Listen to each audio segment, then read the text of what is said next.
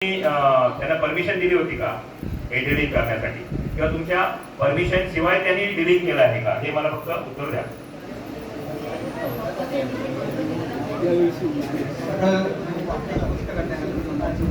सरपंच होते ना, सरपंच तुम्ही सांगा, तुम्ही होता का तेव्हा, किंवा जे पण माजी सरपंच असतील त्यांनी फक्त एक ओझरती माहिती द्या की बाबा तुम्ही परमिशन दिली होती का. त्यांनी फक्त माहितीसाठी पत्र दिलं होतं, आमच्याकडनं परमिशनचं पत्र वगैरे त्यांना काय दिलं नव्हतं. आता बघा, आता या विषयावर बोलतो का, आमचा विश्वास आहे सदस्य आणि सरपंच यांच्यावर की ग्रामसेवक यांच्यावर विश्वास आहे.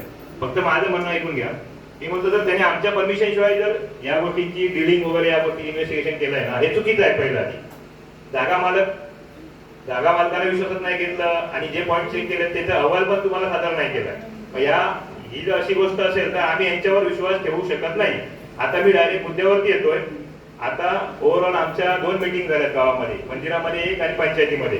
सर्वांचा या प्रकल्पाला विरोध आहे. जर तुम्ही सर्वांचा विरोध असेल तर सर्वांनी हात उंचावून सांगा की आमच्या या प्रकल्पाला विरोध आहे. आता बाकीचे हात खाली करा. आणि या प्रकल्पाला जर कोणाचा सपोर्ट असेल ना तर त्यांनी पण एकदा हात वर करा. नाही असू दे, असं काय नाही. कसं माहितीये, ही लोकशाही आहे. लोकशाहीमध्ये सर्वांच्या मताचा आपण आदर करूच. त्यांचे जर काही त्यांचं जर ज्ञान काही जास्त असेल आमच्यापेक्षा, जर त्यांच्याकडे काही चांगली माहिती असेल ती पण आम्ही ऐकू शकतो. आणि जर वाटलं आम्हाला तेव्हा ती खरोखर चांगली आहे तर त्यावरती पण आम्ही विचार करू, किंवा नाही जमलं विचार करता आम्ही त्यांना समजावून सांगू की त्यांचा जे पाठिंबा असेल तो किती चुकीचा आहे. मी 2 मिनिटं वेळ देतो. जर कोणाला याच्यामध्ये वाटत असेल की हा प्रकल्प व्हावा तर त्यांनी हात उंचावून सांगायचे.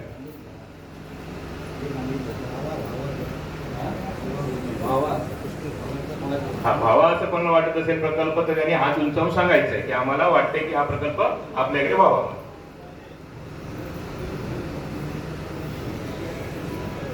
ठीक आहे. अजून कोणाला नसेल तर मी मूळ मुद्द्याकडे येतोय. आता ओव्हरऑल बघा, बाकी फायदे तोटे वगैरे सर्वांना आम्ही समजावून सांगितलेले आहेत.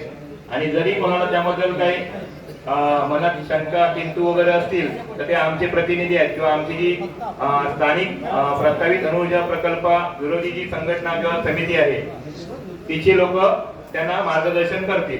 बरोबर आहे. आता मूळ मुद्दा आपला जो ठराव आहे त्या ठरावावरती प्रोसिडिंग द्यायला तुम्ही चालू करा, अशी माझी तुम्हाला विनंती आहे.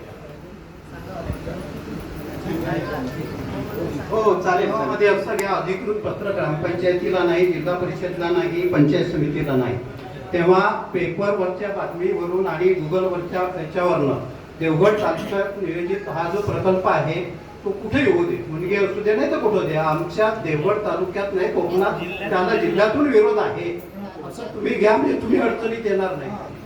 आणि दुसरी गोष्ट, ते पाणी सर्वेक्षणाच्या वेळेला मला काहीतरी सकाळी मॉर्निंग वॉकच्या वेळेला माणसं मला वाटेत भेटली आणि ते मला म्हणले अमुक अमुक जागा कुठं आहे, आम्हाला पाहिजे होती. तर म्हटलं कशासाठी, तर म्हणले ते असं असं सर्वेक्षण करायचं आहे. तर म्हटलं पहिले तुम्ही ग्रामपंचायतीत जा, त्यांना भेटा आणि नंतर म्हटलं पुढचं काहीतरी हे करा.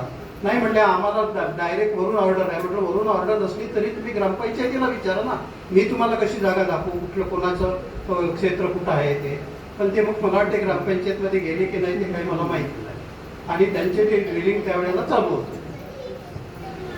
आता बघा, बाजूच्या गावातील म्हणजे इंद्रे गावातील सरपंच आहेत ना, मकरंद शिंदे, यांच्याशी आम्ही संपर्क केला, स्वतः वैयक्तिक मी केला.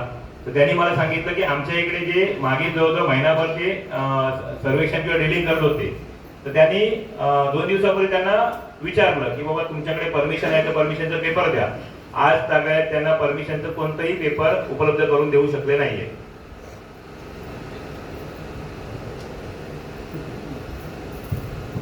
मला वाटतंय की जे जिथं सर्वेक्षण झालेलं आहे तिथलं ते जे काही त्यांनी निशाण्या टाकलेल्या आहेत त्या सगळ्या आपण गावाने काढून टाकायच्या आणि ते पॅक करून टाकायचं.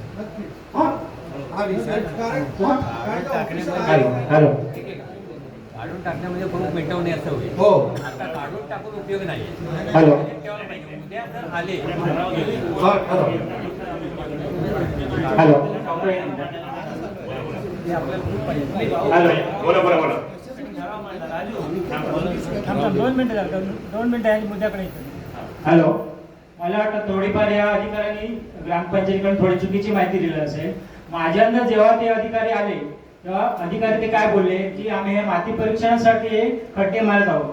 दुसरी गोष्ट, मी त्याला विचारलं की ग्रामपंचायतीकडे तुम्ही परमिशन घेतली काय, तर ते बोललो आम्ही केंद्र सरकारची माणसं आहेत, त्याच्यामुळे आम्ही डायरेक्ट करू शकतो, तरी पण आम्ही ग्रामपंचायतीच्या सरपंचांकडे माहिती विचारून त्या संदर्भात आम्ही काम चालू करणार, आम्ही काम थांबवणार.